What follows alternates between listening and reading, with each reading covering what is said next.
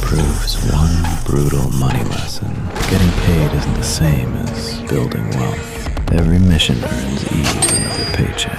The harder she works, the more she gets paid. But every dollar depends on completing the next dangerous assignment. That's income. It stops the moment you stop working. Wealth works differently. Owners earn from businesses, investments, royalties, or assets that keep producing even while they sleep. The richest people don't chase bigger paychecks forever. They use income to buy ownership until their assets start paying them. Don't just earn money. Build something that earns for you.